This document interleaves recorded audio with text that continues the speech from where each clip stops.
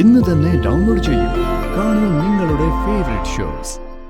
ഈ കിടക്കുന്ന പേഷ്യന്റിന് വേണ്ടപ്പെട്ട ആളവര്. അവരെ കണ്ടിട്ട് പേഷ്യന്റിന് ബോധം വരുമെന്നാ ഡോക്ടർ വിചാരിക്കുന്നത്. ഇവരെ കണ്ട ബോധം വരികയല്ല, ഉള്ള ബോധം പോവാ ചെയ്യുന്നത്. പറഞ്ഞിട്ട് കാര്യമില്ലല്ലോ.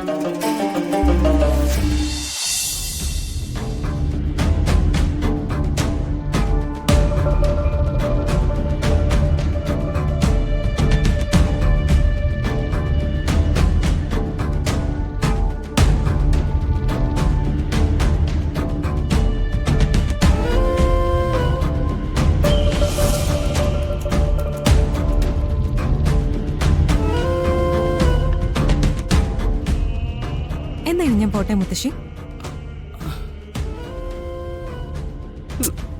ഇതെന്തായത്? ഒരു ബെസ്റ്റ് വിശ്വസം പറഞ്ഞെന്നെ യാത്ര അയക്കേണ്ടതല്ലേ? ഇങ്ങനെ മുഖം താഴ്ത്തിയിരുന്നാലോ? നീ പോന്നതൊക്കെ എനിക്ക് സന്തോഷമാ. പക്ഷേ ഇപ്പൊ എന്തോ എന്റെ മനസ്സിനൊരു വിഷമം പോലെ. എന്താ, ഞാൻ ഈ പോക്ക് പോയാ തിരിച്ചു വരില്ലാന്ന് തോന്നുന്നുണ്ടോ? ഇവിടുത്തെ സിനിമകളിലൊക്കെ പോയി പരാജയപ്പെട്ടതുപോലെയൊന്നും അല്ല. ഇത് ഹിന്ദി സിനിമയാ.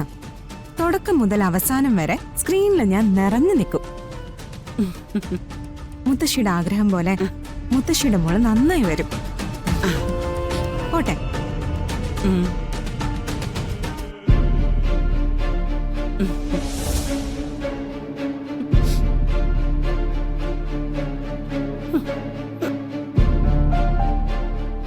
മോളെ, മുത്തശ്ശി എത്ര നേരമായിട്ട് നിന്റെ അടുത്തിരിക്കുന്നു.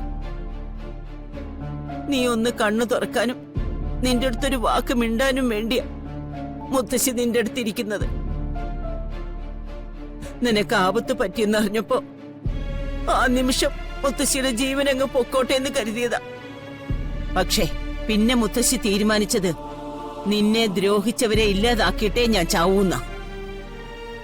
അതിനു വേണ്ടിയാ മുത്തശ്ശി എല്ലാ വേദനയും സഹിച്ച് കാത്തിരുന്നത്.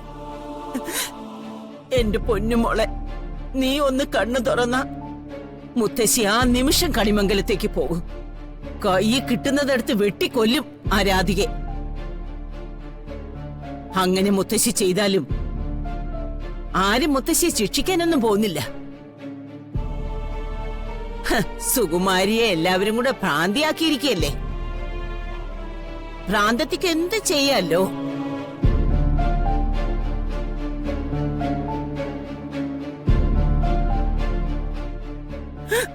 മുത്തശ്ശി പറയുന്നതൊന്നും കേക്കുന്നില്ലേ മോളെ? ഒന്ന് കണ്ണു തുറന്നൂടെ നിനക്ക്? പ്രിയങ്ക മോളെ, മുത്തശ്ശി പറയുന്ന ഒന്ന് കേക്ക്. നീ ഒന്ന് കണ്ണു തുറക്ക് മോളെ. മോളെ, ഒന്ന് കണ്ണു തുറക്ക്. ദേ, ഒന്ന് കണ്ണു തുറക്കടി മോളെ. മോളെ,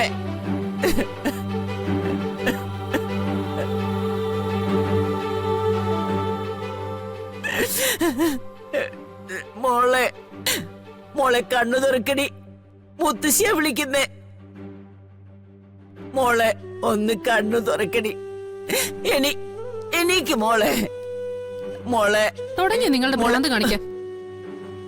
പേഷ്യന്റ് അടുത്തേക്ക് നിങ്ങളെ കടത്തിവിടണ്ടെന്ന് ഞാൻ പറഞ്ഞതായിരുന്നു. എന്നിട്ട് ആരാ പെർമിറ്റ് ചെയ്തേ?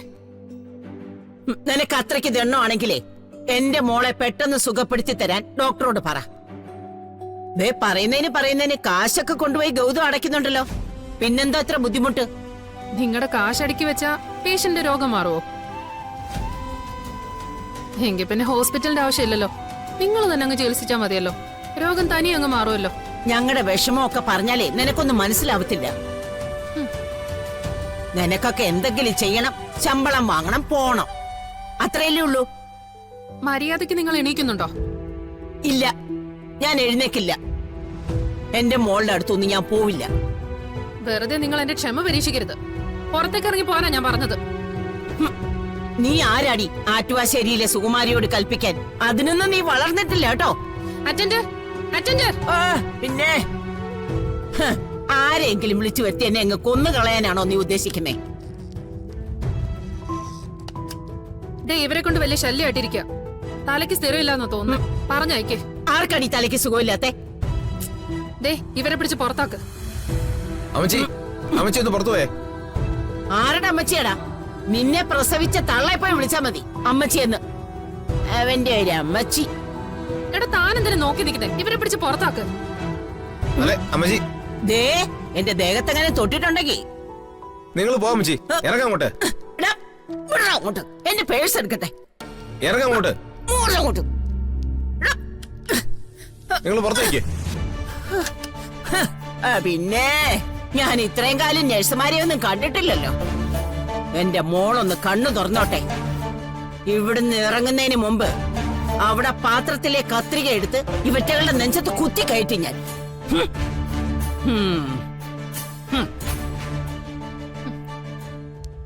ഓ, എന്തൊരു ശല്യം ഇവരെ കൊണ്ട്. എന്നാ പിന്നെ ഡോക്ടറോട് പറഞ്ഞ് അവരിവിടുന്ന് പറഞ്ഞയച്ചാ പോരെ? അത് പറ്റില്ലല്ലോ. ഈ കിടക്കുന്ന പേഷ്യന്റിന് വേണ്ടപ്പെട്ട ആളാ അവര്. അവരെ കണ്ടിട്ട് പേഷ്യന്റിന് ബോധം വരുമെന്നാ ഡോക്ടർ വിചാരിക്കുന്നത്. ഇവരെ കണ്ട ബോധം വരികയല്ല, ഉള്ള ബോധം പോവാ ചെയ്യുന്നത്. പറഞ്ഞിട്ട് കാര്യമില്ലല്ലോ.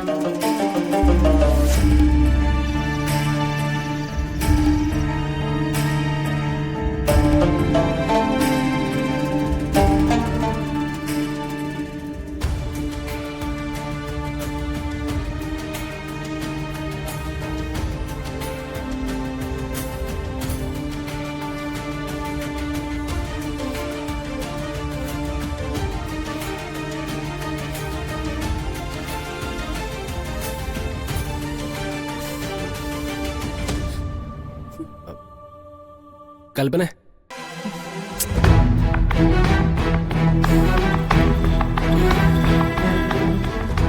എടോ താൻ പിണക്കാണോ? ഓ, ഞാൻ ഇത്രയും കാലം ജീവിച്ചതും പ്രവർത്തിച്ചതൊക്കെ തെറ്റല്ലേ? ഞാൻ മറ്റുള്ളവരെ കണ്ടു വേണമല്ലോ ജീവിതം പഠിക്കാൻ. എടോ അതെ, നേരത്തെ കഴിഞ്ഞുപോയ കാര്യങ്ങളൊക്കെ നമുക്കങ്ങ് മറന്നേക്കാന്നേ.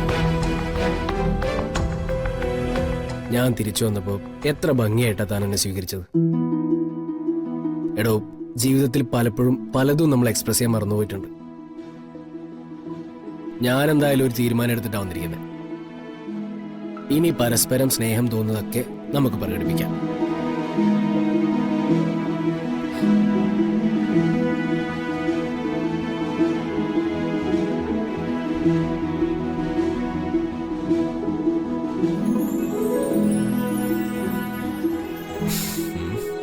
പിണങ്ങി കഴിയുമ്പോൾ തനിക്ക് സൗന്ദര്യം കുറച്ച് കൂടുതലാണെന്ന് മുമ്പ് ഞാൻ തന്നോട് പറഞ്ഞിട്ടുണ്ട്. ആ ഓർമ്മയിലാണോ ഇപ്പോഴും? അതെ, ഞാൻ വിദേശത്ത് പോയിരുന്നപ്പോൾ ഞാൻ ചിന്തിച്ചിരുന്നത് മുഴുവനും എസ്റ്റേറ്റിൽ നമ്മൾ ചെലവഴിച്ച നല്ല ദിവസങ്ങളെ കുറിച്ചാണ്. എസ്റ്റേറ്റിലെ മഞ്ഞുമൂടിയ പ്രഭാതങ്ങളിൽ മുടിത്തുമ്പിൽ മഞ്ഞൊക്കെ വീണ് ആ മഞ്ഞുകണങ്ങളിൽ വന്ന് സൂര്യന്റെ വെളിച്ചമൊക്കെ തട്ടി അതിങ്ങനെ മിന്നിത്തിളങ്ങുമ്പോൾ തന്നെ കാണാൻ ഒരു പ്രത്യേക ഭംഗിയായിരുന്നു. ഒരു ദേവത.